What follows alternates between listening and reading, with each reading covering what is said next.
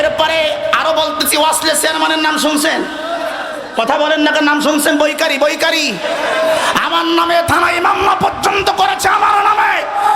আমাকে অনেক বহুদিন যাবত ওই কোরআনের মঞ্চে উঠতে দেয়নি, ওই কোরআনের মঞ্চে কথা বলতে দেয়নি। আমাকে হুমকি দিয়েছে, বলেছে যেখানেই পাবো সেখানেই গ্রেফতার করা হবে। আমি বলতে চাই, আলেমদেরকে যারা নির্মমভাবে কোরআনের কণ্ঠ বলা থেকে, কথা বলা থেকে কণ্ঠ চেপে ধরেছে, এরা মুসলমানের বাচ্চা হতে পারে না, পারে না, পারে না, কথা বলে। এরা মারা গেলে এদের জানাজা নামাজ পড়া হারাম, এদেরকে হরে কৃষ্ণ হরে রাম বলে কবরে রাখা ফরজ, ফরজ, ফরজ, কথা বলে।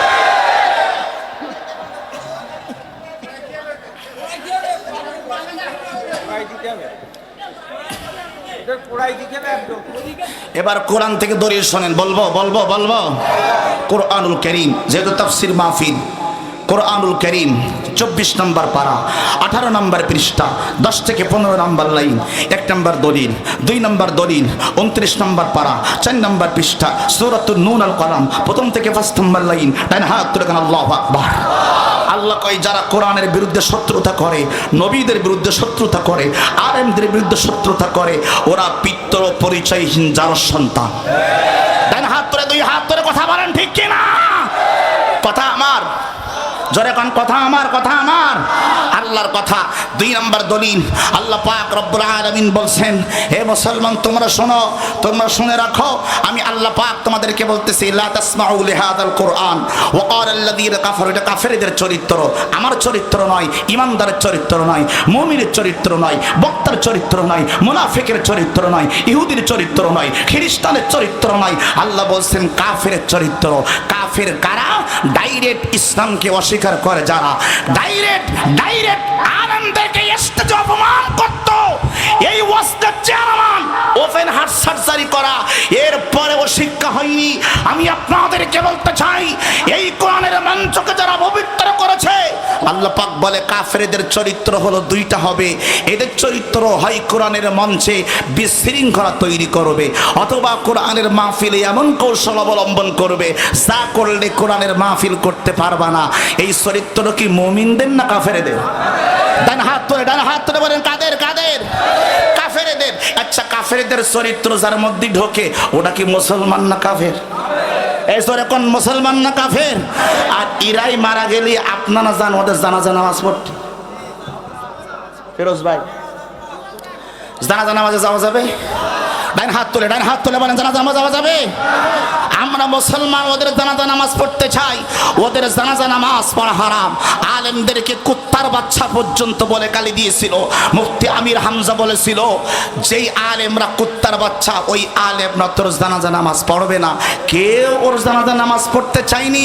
জাতীয় মসজিদ বাইতুল ফালা চট্টগ্রামের ময়দানে ওই সেই নেতার জানাজা নামাজ যখন হয়েছিল, একজন হুজুর তার জানাজা নামাজ পড়েছিল।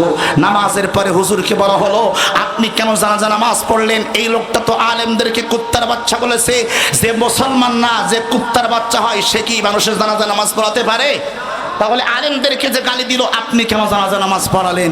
ইমাম সাহেব বলেছিল, আমি হলাম সরকারি হুজুর, যদি নামাজ না পড়াই আমার চাকরি থাকবে না। তবে একটা কাজ আমি করেছি, সেই কাজটা হলো জানাজা নামাজ আমি পড়িয়েছিলাম, তবে উযু করিনি। কথা বলেন না কেন, ঠিক কিনা বলেন? আজকের ওদের জানাজা নামাজ যদি আপনি পড়েন, আপনি যাবেন, কিন্তু উযু করবেন না। কথা কয় না। বিনা উযুতে ডাইরেক্ট পায়খানা করি, তারপরে যাবেন।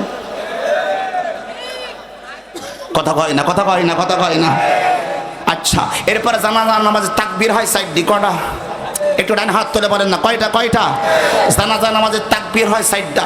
প্রথম তাকবীরে নিয়ত করতে হয়, দ্বিতীয় তাকবীরে আপনার সানা পড়তে হয়, তৃতীয় তাকবীরে দুরূদ শরীফ পড়তে হয়, চতুর্থ তাকবীরে জানাজা নামাজের দোয়া পড়তে হয়।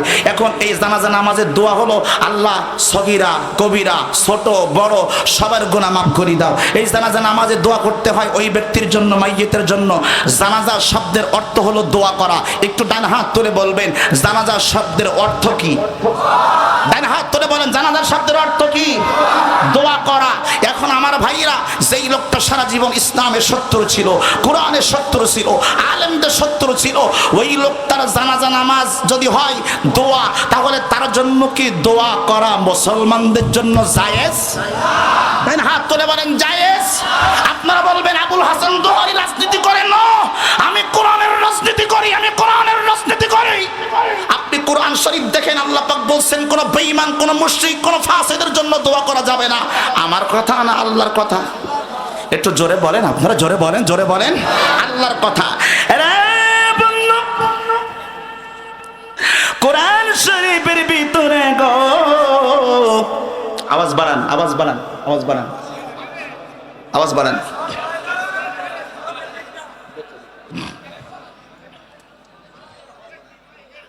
আল্লাহু আকবার বলেন, আল্লাহু আকবার বলেন, আর জোরে কোন আল্লাহু আকবার। এই দেখেন আয়াতটা দেখেন, না রে বলবে কি আবুল হাসান দা বলছে বানায়া বানায়া বলছে।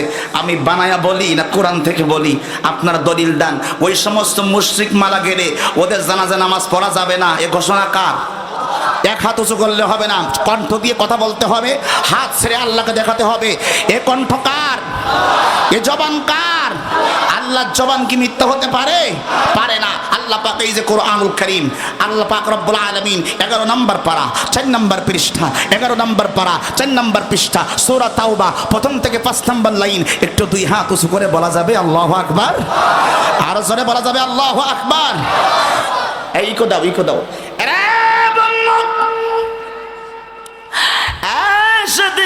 বাবাজিরা গো, আমি আবুল হাসান দোহারির কথা নয় রে, আমার আল্লাহর কথা কুরআনুল কারীম। আল্লাহ দিয়ে বলে মা কানা লিন্নবী ওয়াল্লাযীনা আমানু আইয়াস্তাগফিরু লিল মুশরিকিন।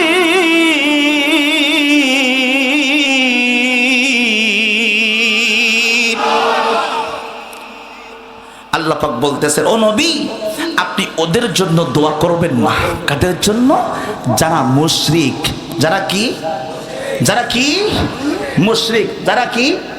মুশরিক। মুশরিক কারা? শিরক করে যারা। একটু কথা বলবেন, মুশরিক কারা? দুহাত তুলে বলতে হবে, মুশরিক কারা? শিরক করে যারা। শিরিক কাকে বলে? যারা আল্লাহকে বাদ দিয়ে অন্যকে খোদা মানে। শিরিক কাকে বলে? যারা আল্লাহকে বাদ দিয়ে অন্যকে পূজা করে। এই 16 বছরে ওরা পূজা করেছে বঙ্গবন্ধুকে। একটু হাত তোলে, কথা কয় না, কথা কয় না, ঠিক কি না? প্রতি বছরে একটা দুইটা নয়, 450 কোটি টাকা খালি ওর বাপের মূর্তি বানাই। জোরে কোন সুবহানাল্লাহ। কত টাকা? 4.5 কোটি টাকা দীর্ঘ 16 বছরে বাপের নামে মূর্তি বানিয়েছে। আপনারা বলেন যারা মূর্তি বানায় এরা কি মুসলমান না মুশরিক? দেন হাত তুলে বলেন এরা কি? এরা মুশরিক।